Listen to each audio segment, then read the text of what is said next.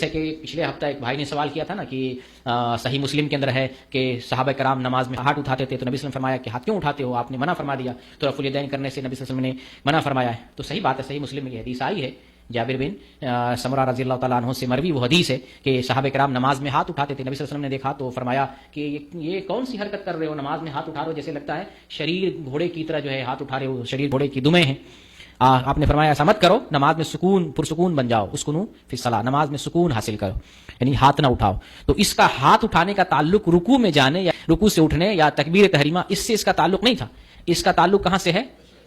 سلام سے اس کا تعلق ہے، آخری تشہد اور سلام سے اس کا تعلق ہے، جس کا ذکر جو ہے سنن نسائی کی حدیث ہے، جس میں صحابہ کرام جب سلام پھیرتے تھے، یہی حدیث جابر بن سمرہ ہی بیان کرتے ہیں، یعنی جابر بن سمرہ ہی سنن نسائی میں بیان کرتے ہیں، اور وہ کہتے ہیں کہ جب سلام پھیرتے تھے ہم لوگ تو ہاتھ اٹھاتے تھے اور کہتے تھے السلام علیکم السلام علیکم۔ تو وہاں کون سے کلمات ہیں سلام پھیرتے وقت؟ السلام علیکم السلام علیکم۔ تو صحیح مسلم کی وضاحت یہ سنن نسائی کی اس حدیث سے ہو جاتی ہے کہ نبی صلی اللہ علیہ وسلم نے جس ہاتھ اٹھانے سے منع فرمایا وہ کون سا ہاتھ ہے؟ سلام پھیرنے کے وقت ہاتھ نہیں اٹھانا، جیسے صحابہ کرام ہاتھ اٹھاتے، نبی نے فرمایا تمہیں ہاتھ اٹھانے کی ضرورت نہیں ہے، تمہارے لیے کافی ہے کہ تم کہو السلام علیکم السلام علیکم۔ تو یہ حدیث دلیل ہے اس بات کی کہ کوئی سلام پھیرتے وقت السلام علیکم بھی اتنے بھی کلمات کہہ سکتا ہے۔